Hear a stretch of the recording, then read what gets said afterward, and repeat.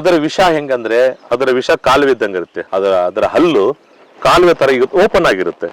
ಕಚ್ಚಿದ್ರು ಸಹ ಅರ್ಧ ವಿಷ ಚರ್ಮದ ಹೊರಗೆ ಹೋಗ್ಬಿಡುತ್ತೆ. ಎಷ್ಟೋ ಜನ ಸ್ಮಗಲ್ ಮಾಡ್ತಾರೆ ಇಂಥದ್ದು ಮಣ್ಣು ಮುಕ್ಕ ಹಾವು ಅಥವಾ 2 ತಲೆ ಹಾವು ಅಂತ ಏನ್ ಹೇಳ್ತಾರೆ. ಜನ ಹೇಳ್ತಾರೆ 2 ತಲೆ ಹಾವು, ಡಬಲ್ ಇಂಜಿನ್ ಹಾವು, 2 ತಲೆ ಹಾವು ಅಂತ ಹೇಳ್ತಾರೆ. ಬಾಲ ಮೊಂಡಿರುತ್ತೆ. ಯಾಕೆ ಮೊಂಡಾಗುತ್ತಂದ್ರೆ ಅದಕ್ಕೆ ವೈರಿಗಳು ಬಾಳ ತಿನ್ನೋಕೆ. ಅದ್ರ ಮೇಲೆ ಬಾಲದ ತುದಿಯಲ್ಲಿ ಚುಕ್ಕೆ ಚುಕ್ಕೆ ಚುಕ್ಕೆ ಇರ್ತಾವ ಕಣ್ಣಿನ ತರ. ಮತ್ತೆ ಜಾಸ್ತಿ ತೂಕ ಬರಲಿ ಅಂತ ಹೇಳೋದಕ್ಕೆ ಸೀಸದ ಗುಂಡುಗಳನ್ನು ನುಂಗಿಸೋದು. ಹಲ್ಲಿ ಬಿದ್ರೆ ಈ ಕಡೆ ಹಲ್ಲಿ ಬಿದ್ರೆ ಒಂದು ಶಕುನ, ಈ ಕಡೆ ಹಲ್ಲಿ ಬಿದ್ರೆ ಇನ್ನೊಂದು ಶಕುನ. ಮತ್ತೆ ನೋಡ್ತಾನೆ ಒಂಥರ ರುಚಿ ಕಾಣುತ್ತೆ, ಇನ್ನೊಂದು ತಗೊಂಡ್ ತಿಂತಾನೆ, 4 ತಿಂತಾನೆ, ಸಾಯಲ್ಲ. ಆಮೇಲೆ ಹಲ್ಲಿ ಸಿಕ್ಕರೆ ಅವ್ನು ತಿನ್ನೋದೇ ಅಭ್ಯಾಸ ಮಾಡ್ಕೊಂಡ್ಬಿಟ್ಟಾನೆ, ಜೀವಂತವಾಗಿದ್ದಾನೆ. ಯಾಕಂದ್ರೆ ಅದರ ಸಗಣಿ ಮಲದಲ್ಲಿದ್ದಂತ ಬೀಜವನ್ನ ಹುರಿದು ಅದರಿಂದ ಮಾಡಿದ ಕಾಫಿ ಕುಡಿದು ಅದೆಂತ ಸಂತೋಷ ಸಿಗುತ್ತೋ ಆ ಕುಡಿದರಿಗೆ ಗೊತ್ತು. ನಾವಂತೂ ಕುಡಿಯೋಕೆ ಹೋಗಿ ಸ್ಮಾಲ್ ಇಂಡಿಯನ್ ಸಿವೆಟ್ ಅಂತ ಪುನುಗು, ಆಮೇಲೆ ಇನ್ನೊಂದು ತಾಳೆ ಪುನುಗು ಅಂತ ಹೇಳಿ ಪಾಮ್ ಸಿವೆಟ್ ಅಂತ, ಈ ತರ 2 ಸಿವೆಟ್ಗಳಿದೆ. ಸೊ ಜಾಂಬವಂತ ಅಂದ್ರೆ ಕರಡಿ ಜಾಂಬವಂತ.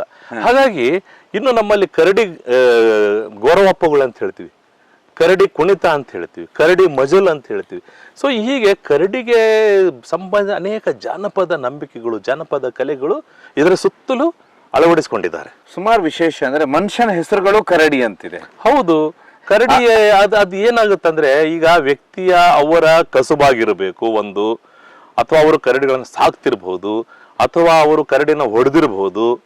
ಹೀಗೆ ಆ ಕರಡಿ ಹೆಸರು ಅಥವಾ ಮನುಷ್ಯ, ಹಾಗಾಗಿ ಅದು ಕರಡಿ ಅನ್ನೋದು ಅವರ ಸರ್ನೇಮ್ ಆಗಿ ಕರಡಿ ಅಂತಿದೆ ಇದೆ. ಹಾಗಾಗಿ ಯಾಕಂದ್ರೆ ಇದು ಯಾಕೆ ಇಷ್ಟು ಮಹತ್ವ ಅಂತ ಹೇಳಿದ್ರೆ, ನೋಡಿ ಬಯಲು ಸೀಮೆಯಲ್ಲಿ ಹುಲಿ ಸಿಂಹಗಳು ಇಲ್ಲ, ನಮ್ಮ ದೊಡ್ಡವಾದಂತ ಪ್ರಾಣಿ ಚಿರತೆ ಮತ್ತು ಕರಡಿಗಳು. ಹಾಗಾಗಿ ನಮ್ಮ ಎಲ್ಲಾ ಕಾಲ್ಪನಿಕ ಕಥೆಗಳು, ಎಲ್ಲ ನಂಬಿಕೆಗಳು, ಎಲ್ಲ ಆಚರಣೆಗಳು, ಸಂಪ್ರದಾಯಗಳು ಕರಡಿಯ ಮೇಲೆ ಅವಲಂಬಿಸಿದಾವೆ. ಆದ್ರೆ ತಪ್ಪಾಗಿ ನಾವು ಕೆಲವು ಗಾದೆ ಮಾತುಗಳು ತಪ್ಪಾಗಿ ಉಚ್ಚಾರಣೆ ಮಾಡ್ತೀವಿ. ಇದೇ ಸಂದರ್ಭದಲ್ಲಿ ಸಾಂದರ್ಭಿಕ ಒಂದು ಹೇಳಲಿಕ್ಕೆ ಇಷ್ಟಪಡ್ತೀನಿ. ಗಡ್ಡಕ್ಕೆ ಬೆಂಕಿ ಹಚ್ಚಿದಾಗ ಬಾವಿ ತೋಡಿದ್ರಂತೆ ಅಂತ, ಅದು ಸುಳ್ಳು, ತಪ್ಪು ಗಾದೆಯನ್ನು ನಾವು ಹೇಳ್ತಾ ಇದೀವಿ. ಗಡ್ಡಕ್ಕೆ ಎಲ್ಲರೂ ಬೆಂಕಿ ಹಚ್ಚುತ್ತೇನ್ರಿ, ಯಾಕೆ ಬಾವಿ ತೆಗಿಬೇಕು? ಅಲ್ಲ, ಗಡ್ಡ ಅಲ್ಲ, ಗುಡ್ಡಕ್ಕೆ ಬೆಂಕಿ ಹಚ್ಚಿದಾಗ ಬಾವಿ ತೋಡಿದಂತೆ. ಗುಡ್ಡ ಅಂದ್ರೆ ಏನು? ಬೆಟ್ಟ ಅಂದ್ರೆ ಕಾಡು. ಕಾಡಿಗೆ ಬೆಂಕಿ ಬಿದ್ದಿದೆ ತಮ್ಮ, ಇವಾಗ ತೆಗಿಕತ್ತಲ್ಲ ನೀನು ಬಾವಿ ಮೊದಲೇ ತೋಡಿಟ್ಕೋಬೇಕು. ಬೆಂಕಿ ಹಚ್ಚಿದಾಗ ಅಲ್ಲಿ ನೀರು ತಗೊಂಡಾಗ ಆರ್ಸಕ್ ಬರುತ್ತೆ. ಅದಕ್ಕೆ ಗುಡ್ಡಕ್ಕೆ ಬೆಂಕಿ ಹಚ್ಚಿದಾಗ ಬಾವಿ ತೆಗ್ದಂತ. ಇವಾಗ ಬಾವಿ ಯಾವಾಗ ತೋಡ್ಬೇಕು, ನೀರ್ ಯಾವಾಗ ಬರ್ಬೇಕು, ಬೆಂಕಿ ಯಾವಾಗ ಆರಿಸ್ಬೇಕು, ಅದು ಬಿಟ್ಬಿಟ್ಟು ನಾವು ಗಡ್ಡಕ್ಕೆ ಬೆಂಕಿ ಬಾವಿ ತೋಡ್ದ ಅಂತ ಅದು ಸುಳ್ಳಾಗಿ ಹೇಳ್ತಾ, ಅದು ಗುಡ್ಡ ಹೋಗಿ ಗಡ್ಡ ಆಯ್ತು, ಗುಡ್ಡ ಹೋಗಿ ಗಡ್ಡ. ಈ ತರದ ಕನ್ನಡ, ನಾವು ಕನ್ನಡಿಗರಾಗಿ ನಮ್ಮ ಭಾಷೆನ ಸರಿಯಾಗಿ ಅರ್ಥ ಮಾಡ್ಕೋಬೇಕು. ಅದನ್ನ ತಪ್ಪಾಗ್ತವೆ, ಯಾರು 100ಕ್ಕೆ 100 ಸರಿಯಾಗಿ ಮಾತಾಡಲ್ಲ. ಆದ್ರೆ ಗೊತ್ತಿರೋರು ಸ್ವಲ್ಪ ತಿದ್ಕೊಂಡ್ರೆ ಒಳ್ಳೇದಷ್ಟೇ ಹೊರತು ಅದು ತಪ್ಪು ಅಂತ ಹೇಳ್ತಾ ಇಲ್ಲ. ದೆವ್ವ ಭೂತ ಅಂತ ನೀವು ಹೇಳ್ತಾ ಇದ್ರ, ಸಾಂದರ್ಭಿಕವಾಗಿ ಒಂದು ಬಂದೇ ಬಿಡ್ತು ಮಾತು. ಹೀಗಾಗಿ ನೀವು ಇಷ್ಟೆಲ್ಲ ವರ್ಷಗಳು ಕೆಲಸ ಮಾಡಿದಂತವ್ರು, ಕಾಡಿಗೂ ಓಡಾಡದಂತವ್ರು, ನಿಮ್ಮ ಪ್ರಕಾರ ಯಾವತ್ತಾದ್ರೂ ದೆವ್ವ ಭೂತಗಳನ್ನು ನೋಡಿದಿರಾ ಸರ್? ನಾನು ನೋಡಿ ಸುಮಾರು 84ನೇ ಇಸ್ವಿಯಿಂದ ಈಗ 40 ವರ್ಷ ಆಯ್ತು. ಅವತ್ತಿಂದ ಇವತ್ತಿನವರೆಗೆ ದೇವರು ಮತ್ತು ದೆವ್ವಗಳ ಹುಡುಕಾಟದಲ್ಲಿದ್ದೀನಿ ನಾನು ಯಾವುದೇ ಮಂತ್ರ ಸಿದ್ಧಿ ನೀವು ಹೇಳಿದ್ರು ವಾರಗಟ್ಲೆ ಯಾವುದೇ ತಪಸ್ಸು ಮಾಡಿ ನನಗೆ ಯಾವ್ದಾದ್ರು ದೆವ್ವ ಒಲಿತದಂದ್ರೆ ನಾನು ಒಲಿಸ್ಕೊಳ್ಳಕ್ ಕಾಯ್ತಾ ಇದ್ದೀನಿ. ಯಾಕಂದ್ರೆ ಒಂದು ದೆವ್ವ ಬೇಕು ನನಗೆ ಎಕ್ಸ್ಟ್ರಾ, ನನ್ನ ಜೊತೆಗೆ ಸಪೋರ್ಟರ್ ಆಗಿ. ಯಾಕಂದ್ರೆ ದೆವ್ವ ಇದ್ರೆ ಅದ್ರ ಮೇಲೆ ಕುಂತ್ಕೊಂಡು ಹೋಗ್ಬೋದು. ಚೂ ಮಂತ್ರಗಾಳಿ ಎಲ್ಲಿಂದ ಕರ್ಕೊಂಡು ಹೋಗಿ ಬಳ್ಳಾರಿಗೆ ಅಂದ್ರೆ ಬಳ್ಳಾರಿ, ಚೂ ಮಂತ್ರಗಾಳಿ ಬೆಂಗಳೂರು ಕರ್ಕೊಂಡು ಹೋಗಿ, ರೊಕ್ಕ ಎಲ್ಲ ಹೋಗಿ ತಗೊಂಬ, ದುಡ್ಡು ಕಾಸು ಒಂದು ₹1,00,000 ತಂದು ಕೊಡ್ಬಹುದಿತ್ತಲ್ಲ ದೆವ್ವ. ಇದೆಲ್ಲ ನಮ್ಮ ತಲೆಯಲ್ಲಿದೆ, ಭೂತ ದೆವ್ವಗಳೆಲ್ಲ ನಮ್ಮ ತಲೆಯಲ್ಲಿ ಇರುವಂತದ್ದು. ಮನುಷ್ಯ ಯಾಕೆ ಭೂತ ದೆವ್ವಗಳ ಕಲ್ಪನೆ ಬಂತು, ಯಾಕೆ ಬಂತಂತ ಹೇಳಿದ್ರೆ ಮನಸ್ಸಿನ ಒಂದು ದುರ್ಬಲತೆಯಿಂದ ಬಂದಿರುವಂಥದ್ದು. ಕತ್ತಲಾದ ತಕ್ಷಣ, ಸಣ್ಣ ಮಕ್ಕಳಿದ್ದಾಗಲೇ ಹೇಳ್ತೀವಿ ಕತ್ಲಾದಾಗ ದೆವ್ವ ಬರುತ್ತೆ ಅಂತ ಹೇಳಿ, ಕತ್ಲಾದ ತಕ್ಷಣ ಹಾವಿರ್ತಾವೆ, ಕತ್ಲಾದ ತಕ್ಷಣ ಮತ್ತೇನೋ ಬರುತ್ತೆ, ಈ ತರ ಭಯವನ್ನ ಹುಟ್ಟಿಸಿ ಆದ್ರೆ ಭೂತ ದೆವ್ವಗಳೇನಿದಾವೆ ಇದು ಮನಸ್ಸಿನಲ್ಲಿ ಇದಾವೆ ಹೊರತು ಅದು ನಿಜವಾಗಿಲ್ಲ. ಯಾರಾದ್ರೂ ಮೈಯಲ್ಲಿ ದೆವ್ವ ಬಂದಿದೆ ಅಂದ್ರೆ ಅದು ಮನೋರೋಗವೇ ಹೊರತು ನಿಜವಾದ ದೆವ್ವ ಅಲ್ಲ. ಕಿಷ್ಕಿಂದ ಇರುವುದಿಲ್ಲ. ನಾವು ಕಿಷ್ಕಿಂದ ಅಂದ ತಕ್ಷಣ ನಮ್ಗೆ ಏನ್ ಹೇಳ್ತೀವಿ ಪೌರಾಣಿಕವಾಗಿ, ಕಿಷ್ಕಿಂದ ಅಂದ್ರೆ ಹಂಪಿ ಪ್ರದೇಶ, ಅಂದರೆ ಆನೆಗುಂದಿ ಹತ್ತಿರದಲ್ಲಿರುವಂತ ಆನೆಗುಂದಿ, ಹಂಪಿ, ಈ ಎಂಟೈರ್ ಏರಿಯನ್ ಕಲ್ಲು ಬಂಡೆಗಳ ಭಾಗ ಏನಿದೆ ಇದು ಕಿಷ್ಕಿಂದ ಅಂತ ನಂಬಿಕೆ ಇದೆ. ಅಲ್ಲಿ ಅಂಜನಾದ್ರಿ ಬೆಟ್ಟ ಇದೆ, ಅಲ್ಲಿ ಆಂಜನೇಯ ಹುಟ್ಟಿದ ಜಾಗ ಅಂತ ನಂಬ್ತೀವಿ ನಾವು. ಹಾಗಾಗಿ ಇವತ್ತು ಬಹಳ ಪ್ರಸಿದ್ಧವಾದಂತ ತಾಣ ಆಗಿದೆ ಅಂಜನಾದ್ರಿ ಬೆಟ್ಟ. ಅದರ ಮುಂದ್ಗಡೆ ಇರುವಂತದ್ದೇ ಪಂಪಾ ಸರೋವರ. ಅಲ್ಲಿ ಶ್ರೀರಾಮಚಂದ್ರ ವಾಲಿ ಸುಗ್ರೀವನ್ನ ಭೇಟಿಯಾದ ಸ್ಥಳ, ಪವಿತ್ರ ಸ್ಥಳ ಅಂತ ಇವತ್ತು ನಾವು ನಂಬ್ತೇವೆ ಅದನ್ನು. ಅಲ್ಲ, ಅವಾಗ ನೀವು ನಿಮ್ಮ ಕಥೆಯಲ್ಲಿ ಹೇಳಿದ್ರಲ್ಲ ಜಾಂಬವಂತ ಅನ್ನೋದು ಅಲ್ಲೇ ಬೀಟ್ ಆಗಿದ್ದ ಅಂತ ಹೇಳಿ. ಅಲ್ಲಿ ಜಾಂಬವಂತನು ಅವರ ಸೇನಾಧಿಪತಿ ಆಗಿದ್ದ. ವಾಲಿಸಿಗ್ರೂರ ಸೇನಾಧಿಪತಿ ಮಹಾದಂಡನಾಯಕ ಯಾರಾಗಿದ್ರು? ಜಾಂಬು ಅಂತ ಆಗಿದ್ದ, ಕರಡಿ ಜಾಂಬು ಅಂತ ಅಲ್ಲಿ ದಂಡನಾಯಕ ಆಗಿದ್ದ. ಇಲ್ಲಿ ನೀವೆಲ್ಲ ಕಾಡಿಗೆಲ್ಲ ಹೋಗಿ, ಇದು ಪ್ರಶ್ನೆ ಇರಬಾರ್ದು, ಆದ್ರೂ ಒಂದು ಪ್ರಶ್ನೆಗೆ ಒಂದು ಹಾಕಿದ್ದಷ್ಟೇನೆ, ನಿಧಿ ಹುಡುಕಾಟ ಈ ತರ ಏನಾದ್ರು ನೀವು ಕೇಳಿದ್ದು? ಬಲಿಗಳು ನಮ್ಮ ರಾಜ್ಯದಲ್ಲಿ ಸುಮಾರು ನಡೀತಾ ಇರ್ತವೆ, ಏನಂತೀರಾ? ಇಲ್ಲಿ ನಿಧಿಗಾಗಿ ಬಲಿ ಆಗಿರೋದು ಗೊತ್ತಿಲ್ಲ, ಆದ್ರೆ ಕೇಳ್ತಾ ಇದ್ವಿ ನಾವು ಅಷ್ಟೇ. ಆದ್ರೆ ಕೆಲವು ವರ್ಷಗಳಿಂದ ಹಂಪಿ ಭಾಗದಲ್ಲಿ ನಿಧಿಗೋಸ್ಕರ ಹುಡುಕಾಡಿದಂತ ಕೆಲವು ಘಟನೆಗಳು ನಡೆದು, ಅದರಲ್ಲೂ ನವವೃಂದಾವನದಲ್ಲಿ ನಮ್ಮ ಹಂಪಿ ಸಾಮ್ರಾಜ್ಯದ ಸಂಸ್ಥಾಪಕರಿಗೆ ಪ್ರೇರಣೆ ಕೊಟ್ಟಂತಹ ವಿದ್ಯಾರಣ್ಯರ ಸಮಾಧಿ ಇದೆ ನವವೃಂದಾವನ ಅಂತ, ನಡುಗಡ್ಡೆಯಲ್ಲಿ ತುಂಗಭದ್ರಾ ನದಿಯ ಮಧ್ಯದಲ್ಲಿದೆ. ಅಲ್ಲಿ ರಾತ್ರಿ ವೇಳೆ ಕೆಲವರ ಸಮಾಧಿಯನ್ನು ಅಗ್ದಿದ್ದು ಸುದ್ದಿ ಆಯಿತು. ಆನಂತರ ಅವರಿಗೆಲ್ಲ ಒಳಪಡಿಸಿದ್ರು, ಆಮೇಲೆ ಎನ್ಕ್ವೈರಿ ಮಾಡಿದ್ರು. ಅಲ್ಲಿ ನೋಡಿ ಜನರಲ್ಲಿ ಏನಿದೆ, ಇದೊಂದು ಬಹಳ ನಿಧಿ ಇದೆ ಅಂತ ಹೇಳಿ ಅದೊಂದು ಹುಡುಕ್ತಾ ಹೋಗ್ತಿರ್ತಾರೆ. ಜನರಿಗೆ ಅದೊಂದು ಹುಚ್ಚು, ನಿಧಿ ಸಿಗುತ್ತೆ ಅನ್ನುವಂತ ಹುಚ್ಚು. ಆದ್ರೆ ನಮಗಂತೂ ಇಲ್ಲಿವರೆಗೆ ಅದ್ರ ಬಗ್ಗೆ ಮಾಹಿತಿ ಇಲ್ಲ, ಕಲ್ಪನೆ ಇಲ್ಲ. ಅಂದ್ರೆ ನಾನು ಈ ಭಾಗಕ್ಕೆ ಬಂದಿದ್ದಕ್ಕೆ ಪ್ರಶ್ನೆ ಸರ್, ಯಾಕಂದ್ರೆ ನಮ್ಗೆ ದೊಡ್ಡ ನಿಧಿ ಅಂದ್ರೆ ನಮ್ಮ ಪ್ರಾಣಿಗಳು, ವನ್ಯಜೀವಿಗಳು ನಮ್ಗೆ ನಿಧಿ ಆಗಿರೋ ನಾವು ಅವುಗಳನ್ನ ಹುಡ್ಕೊಂತ ಹೋಗ್ತಿರ್ತೀವಿ. ಯಾವುದು ಸಿಕ್ತು ಇಲ್ಲಿ ನೋಡಿ, ನಮಗೆ ಪುನುಗು ಬೆಕ್ಕು ಸಿಕ್ತಂದ್ರೆ ದೊಡ್ಡ ನಿಧಿ ನಮಗೆ, ಕ್ಯಾಮ್ರಾ ಟ್ರ್ಯಾಪ್. ಆಮೇಲೆ ಇಲ್ಲಿ ಚುಕ್ಕೆ ರಸ್ಟಿ ಸ್ಪಾಟೆಡ್ ಕ್ಯಾಟ್ ಅಂತ ಕೊಳ್ಳೆಗಾಲದ ಕಾಡಿನಲ್ಲಿ ಸಿಕ್ಕಿರೋ ಆ ಬೆಕ್ಕು ನಮ್ಮ ಈ ಆನೆಗುಂದಿ ಕಾಡಿನಲ್ಲಿ ನಮ್ಮ ಕ್ಯಾಮ್ರಾ ಟ್ಯಾಪ್ದಲ್ಲಿ ಸಿಕ್ತು. ಅದು ನಮ್ಗೆ ದೊಡ್ಡ ನಿಧಿ ಸಿಕ್ಕಂಗೆ. ಅಂದ್ರೆ ಆ ಒಂದು ಜಗತ್ತಿನಲ್ಲಿ ಅತಿ ಚಿಕ್ಕ ಗಾತ್ರದ ಬೆಕ್ಕಿನ ಪ್ರಭೇದ ಅದು. ಬೆಕ್ಕಂದ್ರೆ ಹುಲಿ, ಚಿರತೆ ಎಲ್ಲ ಬೆಕ್ಕುಗಳೇ, ಅವುಗಳಿಗೆ ಸೇರಿದಂತ ಅತಿ ಚಿಕ್ಕ ಗಾತ್ರದ್ದು ರಸ್ಟಿ ಸ್ಪಾಟೆಡ್ ಕ್ಯಾಟ್ ಇದೆ. ಅಂದ್ರೆ ಅದು ನಮಗೆ ದೊಡ್ಡ ನಿಧಿ ಹೊರತು ಈ ಜನ ಏನು ಹುಡುಕ್ತಾರೆ ನಿಧಿ, ಅದು ನಮಗೆ ಅದ್ರ ಬಗ್ಗೆ ಯಾವತ್ತೂ ಸಿಗೋದಿಲ್ಲ. ಅದ್ರ ಬಗ್ಗೆ ನಾವು ಯೋಚನೆ ಮಾಡ್ಲಿಕ್ಕೆ ಹೋಗಿ. ಪುನಗು ಬೆಕ್ಕು ಅಂದ್ರೆ ನೋಡಿ, ಇಲ್ಲಿ ಪುನುಗು ಅಂತ ಹೇಳಿದ್ರೆ ಅದಕ್ಕೆ ಸಿವೆಟ್ ಅಂತ ಹೇಳ್ತೀವಿ ನಾವು. ನಮ್ಮಲ್ಲಿ ಎರಡು ಪ್ರಭೇದದ ಸಿವೆಟ್ಗಳಿದಾವೆ. ಒಂದು ಸ್ಮಾಲ್ ಇಂಡಿಯನ್ ಸಿವೆಟ್ ಅಂತ ಪುನುಗು, ಆಮೇಲೆ ಇನ್ನೊಂದು ತಾಳೆ ಪುನುಗು ಅಂತ ಹೇಳಿ ಪಾಮ್ ಸಿವೆಟ್ ಅಂತ. ಈ ತರ ಎರಡು ಸಿವೆಟ್ಗಳಿದಾವೆ. ಚಿಕ್ಕ ಪುನುಗೇನಿದೆ, ಚುಕ್ಕೆ ಇರುವಂತ ಚುಕ್ಕೆ ಇರುತ್ತೆ, ಅದರ ಬಾಲದ ಮೇಲೆ ವೃತ್ತಾಕಾರದ ಕಪ್ಪು ಪಟ್ಟಿಗಳಿರ್ತಾವೆ. ಎಲ್ಲಿ ಹಳ್ಳಗಳಿದಾವೆ, ಎಲ್ಲಿ ನದಿಗಳಿದಾವೆ, ಎಲ್ಲಿ ಸಣ್ಣ ನೀರಿನ ಭಾಗ ಇದೆ, ಅಲ್ಲಿ ಹೋಗ್ತದೆ, ಅಲ್ಲಿ ಏಡಿ ಹಿಡ್ಕೊಂಡು ತಿನ್ತದೆ, ಏಡಿ ಬೇರೆ ಬೇರೆ ಹುಳುಗಳನ್ನ. ಇನ್ನು ತಾಳೆ ಪುನುಗು ಅಂತ ಹೇಳಿದ್ರೆ ಕಪ್ಪು ಬಣ್ಣದಲ್ಲಿರುವಂತಹದ್ದು. ಅದು ಮೂತಿ ಚೂಪಾಗಿರುತ್ತೆ, ಮುಂಗ್ಸಿ ತರ ಮೂತಿ ಇರುತ್ತೆ, ಅದ್ರ ದೇಹ ಎಲ್ಲ ಕಪ್ಪಾಗಿರುತ್ತೆ, ಕಪ್ಪು ಬಾಲ ಇರುತ್ತೆ. ಅದು ಸಾಮಾನ್ಯವಾಗಿ ಮರಗಳ ಮೇಲೆ ಇರ್ತದೆ. ತಾಳೆ ಮರದಲ್ಲಿ ಹೆಚ್ಚಾಗಿರುತ್ತೆ, ಯಾಕೆ ತಾಳೆ ಮರದಲ್ಲಿ ಅದು ಹಗಲೆಲ್ಲ ನಿದ್ದೆ ಮಾಡ್ಲಿಕ್ಕೆ ಸುಖವಾಗಿರುವಂತ ಜಾಗ ಅಂತ. ಸಂಜೆ ಆದ ತಕ್ಷಣ ಹೊರಗೆ ಬಂದು ನಮ್ಮ ಬಾರೆಹಣ್ಣು, ಉಲುಪೆ ಹಣ್ಣು, ಜಾನೆ ಹಣ್ಣು ಇವೆಲ್ಲ ತಿಂತವೆ. ಇದು ತಿಂದು ಅದು ತನ್ನ ಪಾಡಿಗೆ ತಾನು ಹೋಗುತ್ತೆ. ಆದ್ರೆ ಜಗತ್ತು ಎಷ್ಟು ಹುಚ್ಚರಿದೆ ಅಂದ್ರೆ, ಕಾಫಿ ಎಸ್ಟೇಟ್ ನಲ್ಲಿ ಈ ತಾಳೆ ಪುನುಗು ಇದೆ ಅಂದ್ರೆ ಅದೇನ್ ಮಾಡುತ್ತೆ, ಕಾಫಿ ಹಣ್ಣುಗಳನ್ನ ತಿನ್ಬಿಡುತ್ತೆ. ಏನ್ ಮಾಡಿದ್ರು, ಆ ಕಾಫಿ ಬೀಜ ಇದ್ದಂತ ಅದರ ಸಗಣಿಯನ್ನ ತಗೊಂಡ್ಬಂದು, ತಾಳೆ ಪುನುಗಿನ ಸಗಣಿಯನ್ನ ತಗೊಂಡ್ಬಂದು ಹುರಿದು ಅದರಿಂದ ಕಾಫಿ ತಯಾರು ಮಾಡಿದ್ರು. ಮಾಡಿ ಕುಡಿದ್ರೆ ಅದು ಘಮ ಘಮ ಅಂತ ವಾಸನೆ ಬರುತ್ತಂತೆ. ಇದಕ್ಕೆ ಸಿವೆಟ್ ಕಾಫಿ ಅಂತ ಹೆಸರಿಟ್ಟಾರೆ. ಈಗ ಅದು ಸಿಕ್ಕಾಬಿಟ್ಟು ದುಬಾರಿ ಮಾರ್ಕೆಟ್ ನಲ್ಲಿ. ಇದು ಕಲ್ಚರ್ ಇದೆ ಸಿವೆಟ್ ಕಾಫಿ. ಯಾಕಂದ್ರೆ ಪುನುಗು ಅಂತ ವಿಷಯ ಹೇಳಿದಾಗ ಯಾರು ಬುದ್ಧಿವಂತ ಮಾಡಿದ ಕೆಲಸ, ಬುದ್ಧಿವಂತ ಮಾಡ್ದ ಮಾರ್ಕೆಟಿಂಗ್ ಮಾಡ್ತಾರೆ. ಯಾಕಂದ್ರೆ ಅದರ ಸಗಣಿ ಮಲದಲ್ಲಿದ್ದಂತ ಬೀಜವನ್ನ ಹುರಿದು ಅದರಿಂದ ಮಾಡಿದ ಕಾಫಿ ಕುಡಿದು ಅದೆಂತ ಸಂತೋಷ ಸಿಗುತ್ತೋ ಆ ಕುಡಿದರಿಗೆ ಗೊತ್ತು. ನಾವಂತೂ ಕುಡಿಯಕ್ ಹೋಗಿಲ್ಲ, ಟ್ರೈ ಮಾಡಕ್ ಹೋಗಿಲ್ಲ. ಅದು ಈ ಕಾಫಿಗಿಂತ ಒಂದು 100 ಪಟ್ಟು ಜಾಸ್ತಿ ಇರ್ಬೋದು ರೇಟ್ ಮೋಸ್ಟ್ಲಿ. ಎಲ್ಲಿ ಸರ್ ಇದು ಅದು ಗೊತ್ತಿಲ್ಲ, ಅದೆಲ್ಲ ಇರುತ್ತೆ. ಸಿವೆಟ್ ಕಾಫಿ ಅಂತ ನೀವು ಹೇಳಿದ್ರೆ, ಸಿವೆಟ್ ಕಾಫಿ ಅಂತ ಮಾರ್ಕೆಟ್ ನಾಗಿದೆ. ಇನ್ನು ಹೊಸ ಬರ್ತಿದ್ದಾರೆ. ಜನರಿಗೆ ಏನಂದ್ರೆ, ಈಗ ನೆಟ್ ಹೋದ್ರೆ ಸರಿ ಇರಲ್ಲ, ಸೊಟ್ಟ ಅಡ್ಡ ಡಿಡ್ಡಿ ಹೋಗ್ಬೇಕು. ಊಟ ಹಿಂಗ್ ಮಾಡಂಗಿಲ್ಲ, ಹಿಂಗ್ ಸುತ್ತ ಬರೆಸಿ ಊಟ ಮಾಡ್ಬೇಕು. ಹಿಂಗ ಜನರಿಗೆ ಏನೋ ಒಂದು, ಈಗ ನೋಡಿ ಆನೆಗಳಿಗೆ ಕಾಫಿ ಬೀಜ ತಿನ್ನಿಸ್ಬಿಟ್ಟು ಆ ಬೀಜ ಆನೆಯ ಸಗಣಿಯಲ್ಲಿ ಬಿದ್ದಾಗ ಆ ಬೀಜ ಎಲ್ಲ ಆರಿಸಿ ಅದರಿಂದ ಹುರಿದು ಕಾಫಿ ಮಾಡಿ ಎಲಿಫೆಂಟ್ ಕಾಫಿಯನ್ನು ಮಾಡ್ತಿದಾರಂತೆ. ಹೊಸ ಮನುಷ್ಯನ ರುಚಿ ಕಲ್ಪನೆನೋ ಅಥವಾ ಜಿವ್ಯ ಚಾಪಲ್ಯನೋ ಗೊತ್ತಿಲ್ಲ. ಮತ್ತು ಮಾರ್ಕೆಟಿಂಗ್ ಟೆಕ್ನಿಕ್, ಯಾಕಂದ್ರೆ ಮಾರ್ಕೆಟಿಂಗ್ ಮಾಡ್ಕೊಳ್ಳಕ್ಕೆ. ಹಾಗಾಗಿ ಇದಕ್ಕೆ ನಾನು ಏನ್ ಮಾಡ್ತಾ, ಇನ್ನೂ ಕೆಲವು ಕೇಳ್ಪಟ್ಟೆ ನಾನು, ಎಲ್ಲಿದೆ ಗೊತ್ತಿಲ್ಲ ನನಗೆ. ಈ ಸಿವೆಟ್ ಕಾಫಿ ಸಲುವಾಗಿನೇ ಕೆಲವ್ರು ಏನ್ ಮಾಡ್ತಾರೆ, ಆ ಸಿವೆಟ್ ಗಳನ್ನ ಸಾಕಿ ಬರೇದು ಕಾಫಿ ತಿನ್ಸೋದು ಬರೀ ಕಾಫಿ ಬೀಜ ತಿಂದು ಟಾಯ್ಲೆಟ್ ಮಾಡಿಸೋದು. ಆ ಟಾಯ್ಲೆಟ್ ಬೀಜ ಒಂದು ಕಾಫಿ ಮಾಡಿಸೋದು. ಅವು ತಿಂದು ಕಾಫಿ ತಿಂದು ಏನಾಗ್ಬೇಕು ಅದಕ್ಕೆ ದೇಹ. ಆ ತರನು ಕೆಲವರು ಇದಾರೆ, ಅದರ ಆರೋಗ್ಯನೇ ಹಾಳಾಗುತ್ತೆ. ಅದು ನಮ್ಮ ದೇಶದಲ್ಲಿ ಈ ತರ ವನ್ಯಜೀವಿ ಅಪರಾಧ ಇಲ್ಲ, ಬಹಳ ಕಡಿಮೆ. ಬೇರೆ ದೇಶದಲ್ಲೆಲ್ಲ ಪರ್ಮಿಷನ್ ಇದೆ ಅವಕ್ಕೆಲ್ಲ, ವನ್ಯಜೀವಿ ತಂದು ಸಾಕ್ಬೋದು. ಬೇರೆ ದೇಶದಲ್ಲಿ ಕಾಡಿನ ಪ್ರಾಣಿ ಹಿಡ್ಕೊಂಬಂದು ಸಾಕ್ತಾರೆ. ನಮ್ಮ ದೇಶದಲ್ಲಿ ಈ ತರ ಸ್ಟ್ರಿಕ್ಟ್ ಆಗಿಲ್ಲ. ಯಾರಾದ್ರೂ ಸಿವೆಟ್ ತಗೊಂಬಂದು ಮನೆಗೆ ಇಟ್ಕೊಂಡು ಸಾಕಿದ್ರೆ ಅವನಿಗೆ ಅರಣ್ಯ ಇಲಾಖೆಯವರು ಒಂದು ಕ್ಷಣದಲ್ಲಿ ಅರೆಸ್ಟ್ ಮಾಡ್ತಾರೆ. ಹುಲಿಗಳನ್ನೆಲ್ಲ ಸಾಕು. ಅದೇ ಬೇರೆ ದೇಶದಲ್ಲೆಲ್ಲ ಬಹಳಷ್ಟು ಲೂಸ್ ಆಗಿದೆ ಪರ್ಮಿಷನ್ಸ್. ಅಮೆರಿಕದಲ್ಲಿ ಏನ್ ಮಾಡ್ತಾರೆ, ಹುಲಿ ಸಾಕ್ಬಹುದು, ಸಿಂಹ ಸಾಕ್ಬಹುದು, ಹುಲಿ ಮತ್ತು ಸಿಂಹ ಎರಡು ಸೇರಿ ಲಯನ್ ಅಂಡ್ ಟೈಗರ್ ಎರಡು ಮಿಶ್ರ ತಳಿ ಮಾಡಿಬಿಟ್ಟು ಲೈಗರ್ ಅಂತ ಒಂದು ತಯಾರು ಮಾಡಿದ್ರು, ಒಂದು ಪ್ರಾಣಿನ ಕ್ರಾಸ್ ಬಿಟ್ಟು ಲೈಗರ್ ಅಂತ ಒಂದು ಮಾಡಿದ್ರು. ಮನೆಯಲ್ಲಿ ಪ್ರೈವೇಟ್ ಜೂ ಮಾಡ್ಕೊಂತಾರೆ. ಅಲ್ಲೆಲ್ಲ ಬೇರೆ ಬೇರೆ ಸ್ವಾತಂತ್ರ್ಯ ಇದಾವೆ. ಅಲ್ಲೆಲ್ಲ ಬೇಟೆಯಾಡಕ್ ಪರ್ಮಿಷನ್, ಕೆನಡಾದಲ್ಲಿ ಬೇರೆ ಬೇರೆ ದೇಶದ ಬೇಟೆಯಾಡಕ್ ಪರ್ಮಿಷನ್ ಕೊಡ್ತಾರೆ. ಅಲ್ಲಿ ದೊಡ್ಡ ದೊಡ್ಡ ಜಿಂಕೆಗಳು ಇರ್ತಾವೆ, ಮ್ಯೂಸ್ ಅಂತ ಹೇಳ್ತೀವಿ, ಅದಕ್ಕೆ ಮ್ಯೂಸ್ ಅಂತ ಆ ಜಿಂಕೆಗಳ ಹೆಸರು. ಸೊ ಅವುಗಳನ್ನ ಹೊಡಿಲಿಕ್ಕೆ ಪರ್ಮಿಷನ್ ಕೊಡ್ತಾರೆ, ಲೈಸೆನ್ಸ್ ಕೊಡ್ತಾರೆ.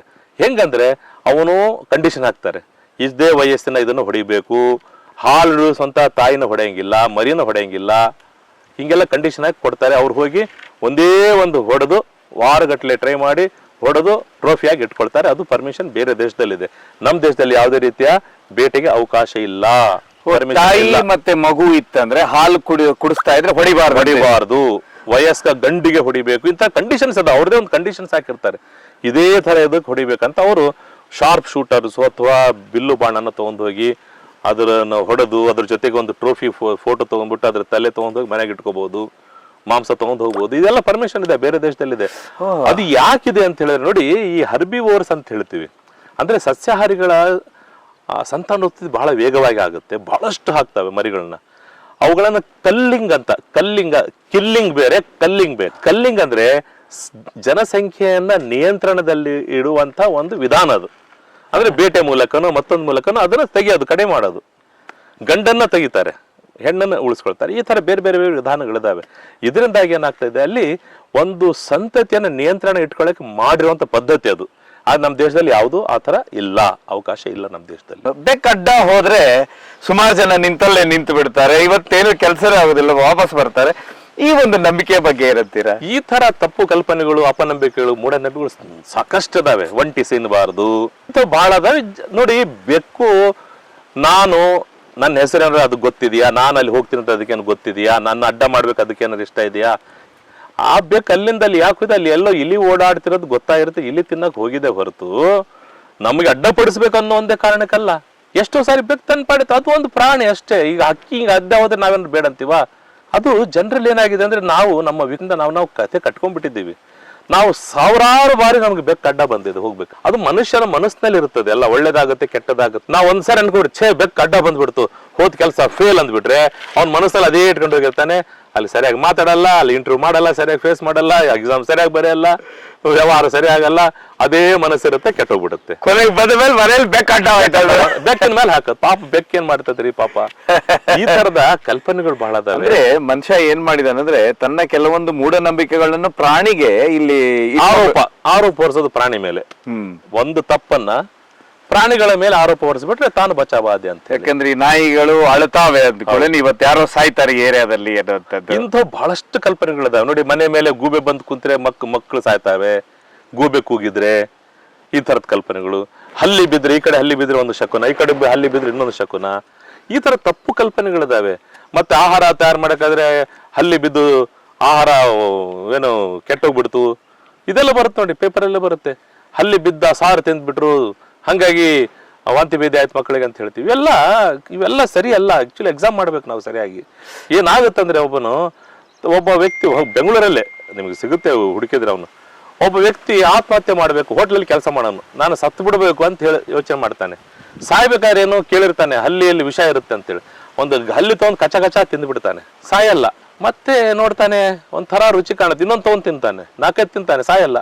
ಆಮೇಲೆ ಹಲ್ಲಿ ಸಿಕ್ಕರೆ ಅವ್ನು ತಿನ್ನೋದೇ ಅಭ್ಯಾಸ ಮಾಡ್ಕೊಂಡ್ಬಿಟ್ಟಾನೆ, ಜೀವಂತವಾಗಿದ್ದಾನೆ. ಆದ್ರೆ ಹಲ್ಲಿಯಿಂದ ಅಲ್ಲ, ಆಹಾರ ಅಲ್ಲಿ ಆರೋಪ ಮಾಡೋದು ಹಲ್ಲಿ ಮೇಲೆ. ಅದು ಆಹಾರ ವಿಷ ಬೆರೆತ ಆಹಾರನೋ ಅಥವಾ ಕಿಲುಬು ಗಟ್ಟಿದ ಪಾತ್ರೆಯಲ್ಲಿ ಆಹಾರ ತಯಾರು ಮಾಡಿದ್ದು ಅಥವಾ ಮತ್ತೊಂದು ಕಾರಣಕ್ಕೆ ಆಹಾರ ತಿಂದು ಜನ ವಾಂತಿ ಭೇದಿ ಮಾಡ್ಕೊಂಡಿರ್ತಾರೆ.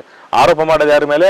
ಹಲ್ಲಿ ಮೇಲೆ. ಹಾಗಾಗಿ ಇಂಥ ಬಹಳಷ್ಟು ತಪ್ಪು. ಅಂದ್ರೆ ಕಿಲುಬು ಗಟ್ಟಿದ ಪಾತ್ರೆ ಅಂದ್ರೆ ಹಾಳಾದ ಪಾತ್ರೆ ಇರ್ಬೋದು, ಕೆಟ್ಟದಂತವೇನೋ ವಸ್ತು ಹಾಕಿರ್ಬೋದು ಅದರಲ್ಲಿ, ಇಲ್ಲ ಫುಡ್ ಅದು ಪಾಯ್ಸನಿಂಗ್ ಆಗಿರ್ಬೋದು, ಯಾವ್ದೋ ಒಂದು ಆಯಿಲ್ ಯಾವ್ದು ಹಾಕಿರ್ಬೋದು, ಕಿಲುಬು ಗಟ್ಟಿದ ಎಣ್ಣೆ ಹಾಕಿರ್ಬೋದು ಅದರಲ್ಲಿ, ಅಥವಾ ಅಕ್ಕಿ ಏನಾದ್ರೂ ಕೆಟ್ಟ ಅಕ್ಕಿ ಹಾಕಿರ್ಬೋದು, ಬೂಜು ಗಟ್ಟಿದ ಅಕ್ಕಿ ಹಾಕಿರ್ಬೋದು. ಆದ್ರೆ ಹಲ್ಲಿ ಮೇಲೆ ಆರೋಪ ಈ ತರ ನಮ್ಮಲ್ಲಿ ಏನಾಗುತ್ತಂದ್ರೆ ಈ ಸರಳವಾಗಿ ಪ್ರಾಣಿಗಳ ಮೇಲೆ ಹಾಕ್ಬಿಡೋದು ಆರೋಪ, ಹಾಕಿ ತಪ್ಪು ಕಲ್ಪನೆ ಮಾಡೋದು. ಜನರಲ್ಲಿ ಈ ತರ ಭಾವನೆಗಳು ಬಹಳ ಅದಾವೆ. 2 ತಲೆ ಹಾವು ಅಂತ ಹೇಳ್ತಾರೆ. 2 ತಲೆಯಲ್ಲಿದೆ ಹಾವಿಗಿರೋದು ಒಂದೇ ತಲೆ.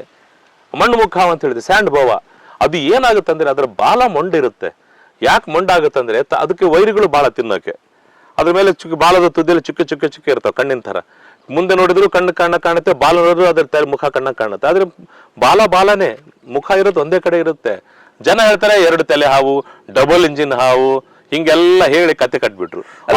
2 ತಲೆ ಹಾವು ಭಾರಿ ಮೂಢನಂಬಿಕೆ ಇದೆ, ದುಡ್ಡು ಮಾಡ್ತಾರೆ. ಅದೇ ಟೋಪಿ ಹಾಕ್ಸ್ಕೊಂಡ್ರೆ ಟೋಪಿ ಹಾಕೋರು ಜಾಸ್ತಿ ಜನ ಇರ್ತಾರೆ. ಹಂಗಾಗಿ ಒಬ್ಬನ ಯಾರು ಹೇಳ್ತಾನೆ, ಈ ಹಾವು ತಗೊಳ್ರಿ, ಇಟ್ಕೊಳ್ರಿ, ಇದು ಇಟ್ಕೊಂಡ್ರೆ ನಿಮ್ಮ ಮನೆಯಲ್ಲಿ ಲಕ್ಷ್ಮಿ ಬಂದ್ಬಿಡ್ತಾಳೆ. ಹಂಗ ರಿಸರ್ವ್ ಬ್ಯಾಂಕ್ ಆಫ್ ಇಂಡಿಯಾ ಸೀದಾ ಇಲ್ಲಿ ಬಂದ್ಬಿಡ್ತಾ ಮಾಯ ಮಂತ್ರ ಆಗಿ. ಎಷ್ಟೋ ಜನ ಸ್ಮಗಲ್ ಮಾಡ್ತಾರೆ. ಇಂಥದ್ದು ಏನ್ ಮಾಡಿದ್ದಾರೆ, ಮಣ್ಣು ಮುಕ್ಕ ಹಾವು ಅಥವಾ 2 ತಲೆ ಹಾವು ಅಂತ ಏನ್ ಹೇಳ್ತಾರೆ, ಇದರ ಒಂದು ಕಳ್ಳ ಸಾಗಾಣಿಕೆ ಬಹಳ ಜನ ಮಾಡಿದ್ರು, ಮಾರಾಟ ಮಾಡಿದ್ರು. ಶ್ರೀಮಂತರು ಮಾರಾಟ ಮಾಡಿ ಲಕ್ಷಗಟ್ಟಲೆ ಹಣ ಕೊಟ್ಟು ತಗೊಂಡು ಅವರು ಈಗೇನ್ ಮಾಡಿದ್ರು, ಲಕ್ಷ್ಮಿ ಬರೋದು ಹೋಯ್ತು, ಲಕ್ಷ್ಮಿ ಬರೋದು ಬಿಟ್ರೆ ಬಂದಿಲ್ಲ ಅಂದ್ರೆ ಪಾಡಿತ್ತು, ಪರವಾಗಿಲ್ಲ. ಏನಾಯ್ತು, ಪೊಲೀಸರು ಅರಣ್ಯ ಇಲಾಖೆ ಅರೆಸ್ಟ್ ಮಾಡಿದ್ರಿ, ಕಂಬಿ ಎಣಿಸ್ತಾ ಇದ್ದಾರೆ ಅವರೆಲ್ಲ. ಹಾಗಾಗಿ ಈ 2 ತಲೆ ಹಾವು ಇರುತ್ತಂತೀರ? 2 ತಲೆ ಇಲ್ಲ.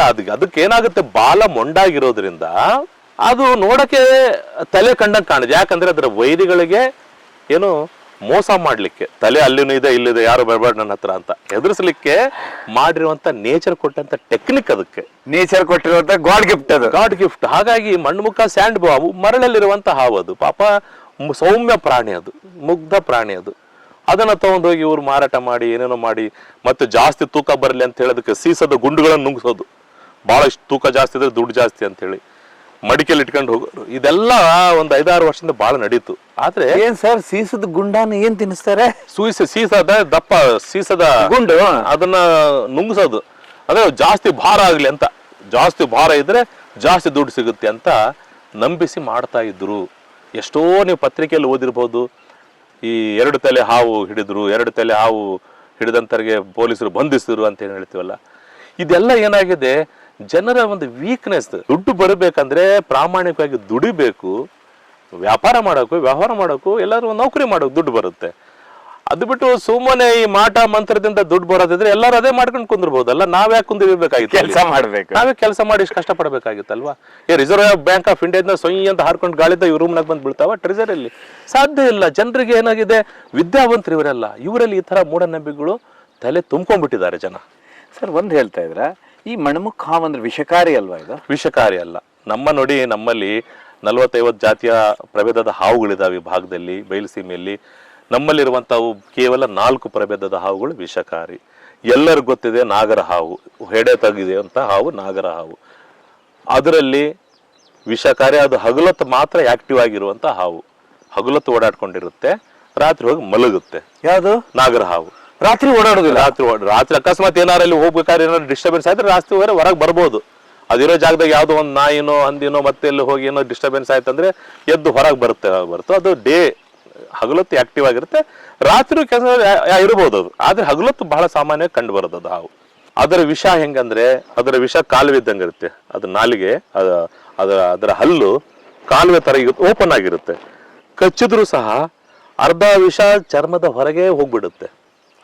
ಅದು ವಿಷ ನರಮಂಡಲಕ್ಕೆ ಎಫೆಕ್ಟ್ ಆಗುತ್ತೆ. ಇನ್ನು ಟೈಮ್ ಇರುತ್ತೆ. ಅವ್ನು ಡಾಕ್ಟರ್ ಹತ್ರ ಹೋಗಿ ಆಂಟಿಬಯೋಟಿಕ್ ಕೊಟ್ರೆ ಬದುಕ್ತಾರೆ, ಹೆದರ್ಬೇಕಾದಂತ ಅವಶ್ಯಕತೆ